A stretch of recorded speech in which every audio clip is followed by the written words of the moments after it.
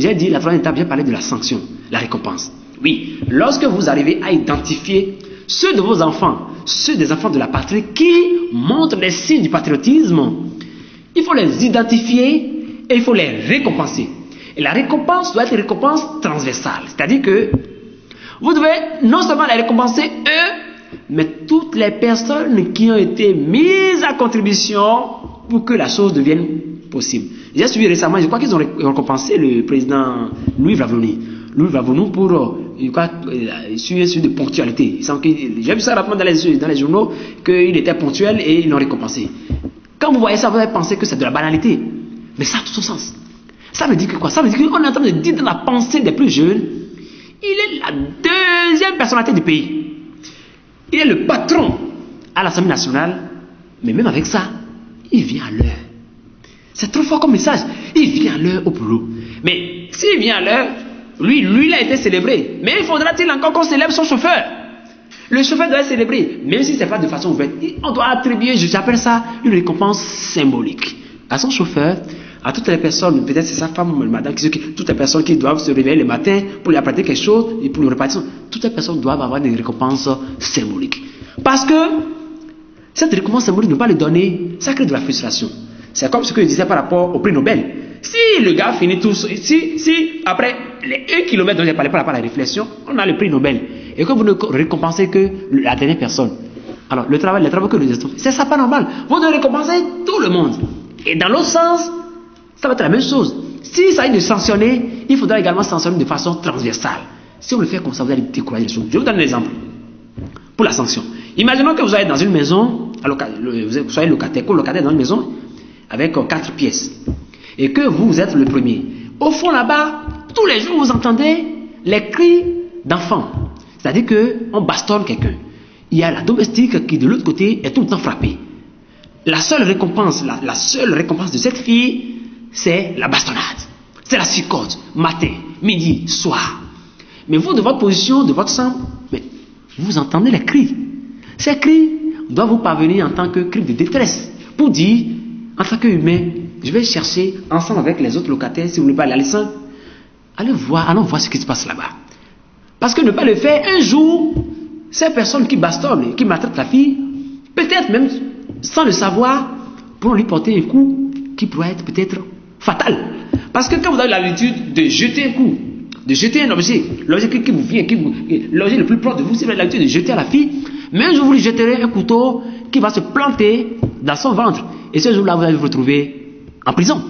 Mais c'est ça. Mais si au lieu de ça, les autres colocataires font la démarche un soir, vont aller rencontrer le couple. Qu'est-ce qui se passe? Qu'est-ce que la fille fait? Dites-nous, peut-être que nous trouverons les mots justes pour la cérémonie. Dites-nous, parce que ce que vous faites, un jour, vous allez vous créer des problèmes. Hein? Un jour, vous allez vouloir lui donner un coup, et ça va être violent, et vous allez vous retrouver en prison peut-être. Puisque je souhaite que ça n'arrive pas là, dites-nous ce qui se passe. Et vous faites une première démarche. Si vous faites une troisième démarche que ça n'avance pas, mais allez les signaler, il y a la brigade des mineurs. Hein? Vous devez les dénoncer au niveau de la brigade des mineurs.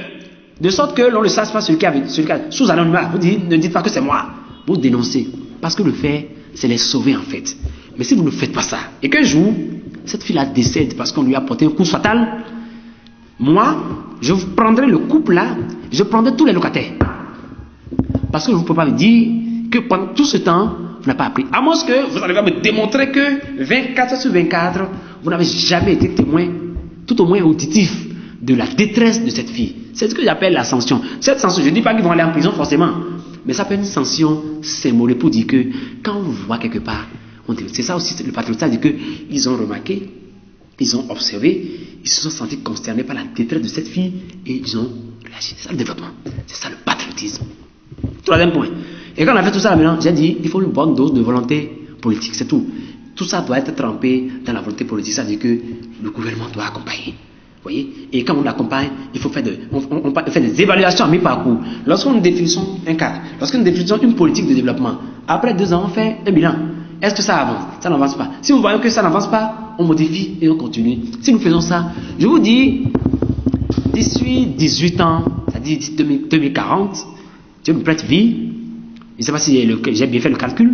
D'ici 2040, c'est-à-dire 18 ans, en 2022, vous allez voir que le Bénin va totalement changer.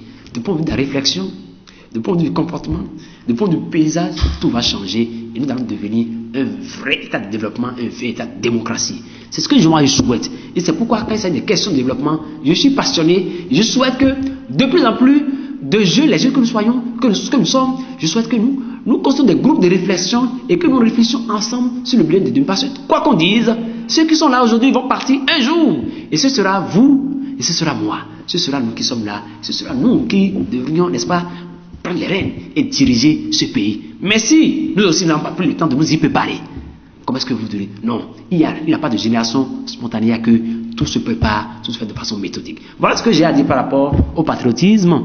Et je n'ai pas l'intention d'avoir fait le tour de la question, d'accord? Mais c'est simplement le contenu que je donne à cette notion de patriotisme. J'ai dit, on peut aller sur tous les domaines, même les questions de défense. Les questions de défense et de sécurité. C'est le même raisonnement, vous aurez toutes les réponses.